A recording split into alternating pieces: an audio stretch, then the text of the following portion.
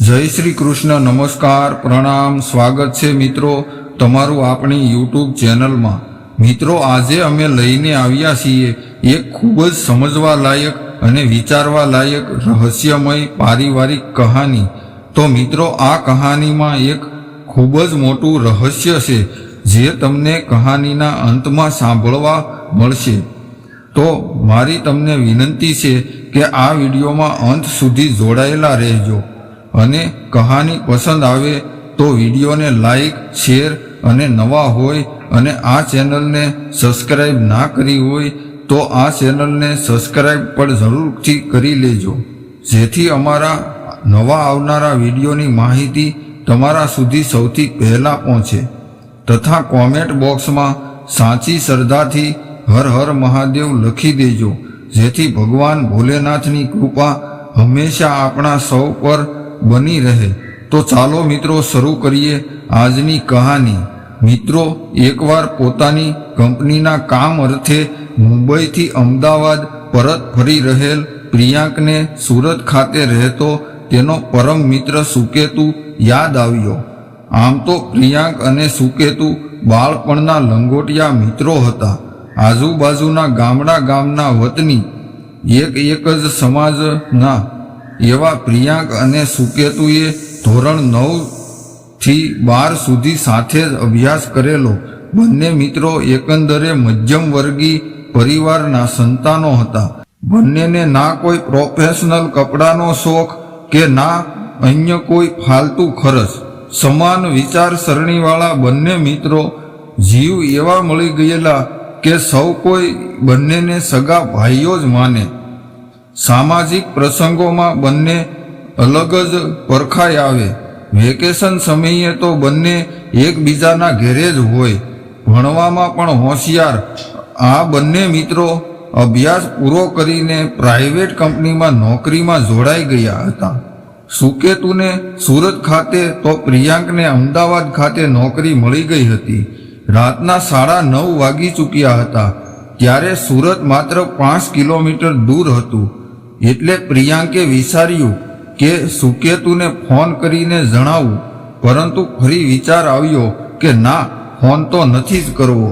આજે તો સુકેતુને સરપ્રાઈઝ આપી દઉં, અને એમાંય એની પત્ની નીલમ તો મારી સગી માસીની દીકરી છે ને। બહેનના ઘેરે વગર કહીએ જવામાં શું વાંધો છે? પોતાના મનમાં ગણગણતા પ્રિયાંકે એની કારને સુકેતુના ઘરના સરનામે હંકારી। બરાબર 10:30 વાગ્યે એણે સુકેતુના ઘર આગળ કારને પાર્ક કરીને ડોરબેલ વગાડી। એટલે સુકેતુએ દરવાજો ખોલ્યો ત્યારે પ્રિયાંકને જોતા જ આશ્ચર્ય સાથે સુકેતુ એને ભેટી પડ્યો। અરે યાર, અચાનક ફોન પણ ના કર્યો, એકલો આવ્યો કે ભાભી સાથે છે? એકદમ ખુશખુશાલ ચહેરે સુકેતુ બોલી ગયો, અરે ભાઈ, એકલા જ આવ્યો છું। મુંબઈ કંપનીના એક કામ અર્થે ગયેલો હતો, વચ્ચે તારું શહેર આવ્યું, એમાં સરપ્રાઈઝ આપવાનો વિચાર થઈ ગયો। અરે હા દોસ્ત, નીલમ કેમ દેખાતી નથી? અને વિજય કાકા અને શીલા કાકી વતનમાં ગયા છે કે શું? પ્રિયાંકે ઘરમાં ચારે બાજુ નજર કરતા કહ્યું। ત્યારે કોઈ પણ પ્રત્યુત્તર આપ્યા વગર સુકેતુએ ફ્રીજમાંથી ઠંડુ પાણી કાઢીને આપ્યું અને સોફા પર પડેલ લેપટોપ એણે બંધ કર્યું। બોલ યાર, કૃપાલી ભાભી અને આખો તારો પરિવાર મજામાં છે ને? કામના ભારણમાં હમણાંથી તને ફોન પણ નથી કરી શક્યો દોસ્ત। ત્યારે સોફા પર બેઠેલ પ્રિયાંકને બાથ ભરીને સુકેતુ બોલ્યો, અરે યાર, મારે પણ કામનું ભારણ હોય છે, હું પણ હમણાંથી ક્યાં ફોન કરી શક્યો છું? આ હાઈફાઈ જિંદગીમાં કામ સિવાય બીજું હોય છે પણ શું? માર ગોળી ઈ વાતને, મારા ઘેરે બધા જ મજામાં છે, પરંતુ અત્યારે મને કકડીને ભૂખ લાગી છે। નીલમ હાજર નથી કે શું? પ્રિયાંક ઉતાવળે બોલી ગયો, એ એની 2-3 ફ્રેન્ડ સાથે મૂવી જોવા ગયેલ છે। મારે કંપનીનું થોડું કામ આજે જ પૂરું કરવાનું હોવાથી હું તેને સાથ આપી શક્યો નથી। લગભગ 12:30 વાગ્યા પહેલાં એ નહીં આવે। નજીકમાં જ સારી હોટલ છે, ચાલ તને જમાડી દઉં, સુકેતુ હસતા હસતા બોલ્યો। અરે યાર, તું કેવી વાત કરે છે? બહાર જમવું હોત તો રસ્તામાં ઘણી હોટલો આવતી હતી. બહેનને મિત્રના ઘરનું જમવા માટે તો અહીં આવ્યો છું. અરે હા યાર, નીલમ વળી ક્યારથી મૂવી જોવાનું શીખી ગઈ. વતનના ગામડે તો ગાય ભેંસોનું સાણ ઉપાડવામાંથી જ ઊંચી આવતી નહોતી. પ્રિયાંક આશ્ચર્ય સાથે બોલ્યો. તે પણ બિચારી ઘેરે એકલી બોર થઈ જાય છે. મારે તો કંપનીનું કામ ને કામ. મૂવીના બહાને એ થોડીક તો હળવી થાય. પ્રિયાંકની નજર ચોરીને સુકેતુ બોલ્યો. ત્યારે ચકોર નજરના પ્રિયાંકને સુકેતુના ચહેરામાં ભેદ દેખાયો. જોકે એ કંઈ બીજું તો બોલ્યો નહીં, પરંતુ એણે સુકેતુને આદેશ કર્યો, ચાલ નીલમને ફોન જોડ ને એને બોલ કે ઘરે મહેમાન આવ્યા છે. ખબરદાર, જો મારું નામ લીધું છે તો. રિંગ ગઈ. એ સાથે જ પ્રિયાંક ફોનનું માયક ઓન કરી દીધું. અવાજના થોડા ઘોંઘાટ વચ્ચે નીલમનું હેલો સંભળાયું. એ સાથે જ દબાતા અવાજે સુકેતુ બોલ્યો, નીલમ, ઘેરે એક મહેમાન આવ્યા છે. એટલે નીલમનો અવાજ સંભળાયો. અત્યારે કોણ નવરું હતું તે આવી ચડ્યું. જે હોય તેને હોટલમાં જમાડી દો. લ્યો, ફોન મૂકું છું.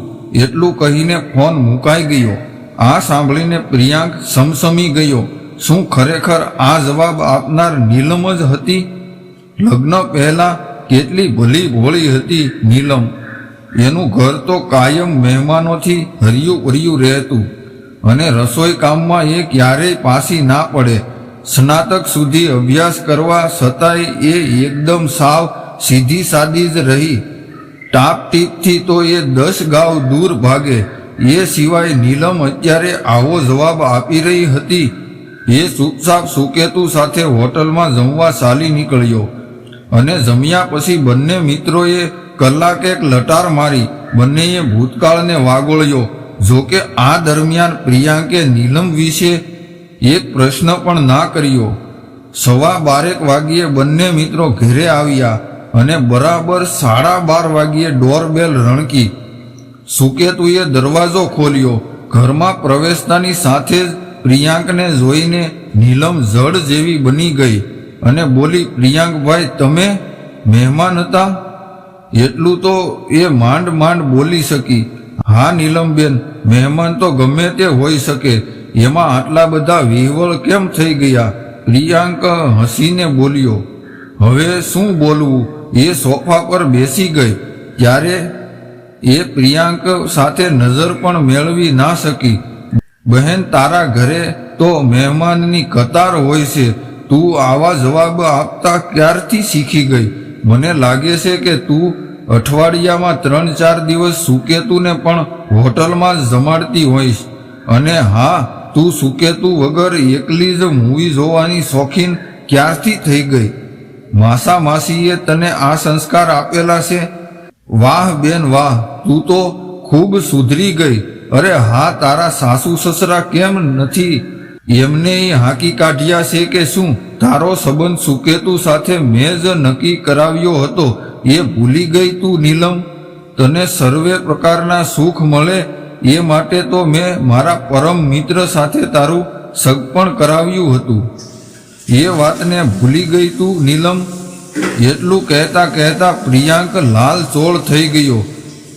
એવી કોઈ વાત નથી પ્રિયાંક. આટલું કહીને સુકેતુ કંઈ આગળ બોલે એના પહેલા તો પ્રિયાંકે તેના મોં હાથ પર મૂકીને કહ્યું, તું હવે બિલકુલ ચૂપચાપ બેસી રહે. પ્રિયાંકનો ગુસ્સો જોઈને નીલમ હેબતાઈ ગઈ. એનું મોં કાળું પડી ગયું. એ ઊભી જ થરથરી રહી હતી. આખરે એ રોઈ પડી. એ દોડી આવીને પ્રિયાંકના પગ પાસે બેસી ગઈ અને બોલી, મારાથી મોટી ભૂલ થઈ ગઈ છે ભાઈ. મેં મારા સાસુ સસરા અને સુકેતુની ભલમંત શાહીનો ગેરલાભ ઉઠાવ્યો છે. હું આડોશ પાડોશની 4-5 સ્ત્રીઓની વાતોમાં આવી ગઈ. એમના ગાંડા મોજ શોખથી હું ભરમાઈ ગઈ. સાસુ સસરાની હાજરી એટલે સ્વતંત્રતા ઉપર સીધી તરાપ એવી એ લોકોની ચડામણીમાં હું ફસાઈ ગઈ. હું વધારે પડતા સુખમાં બહેકી ગઈ. મેં મારા સંસ્કાર લજવ્યા છે. મને માફ કરો ભાઈ, હવે મારાથી આવી ભૂલ નહીં થાય. પ્લીઝ ભાઈ, મારા મમ્મી પપ્પાને આ વાત ના કરતા. સાથે સાથે તમે સુકેતુને પણ ઠપકો આપો. એમણે મારા પર એક દિવસ પણ ગુસ્સો કર્યો હોત તો હું આમ સાવ છેલ્લે પગથિયે ચાલી ના ગઈ હોત. આટલું કહેતા કહેતા નીલમ ડૂસકા ભરવા લાગી. પ્રિયાંકનો ગુસ્સો ઉતરી ગયો. એણે નીલમને ઊભી કરીને પોતાની પાસે બેસાડી. તે પણ ઢીલો થઈ ગયો.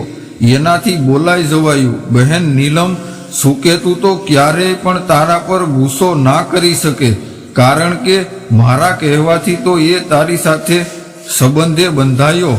એને તો સૂડી વચ્ચે સોપારી જેવું થયું. ચાલ જવા દે બધી વાતો.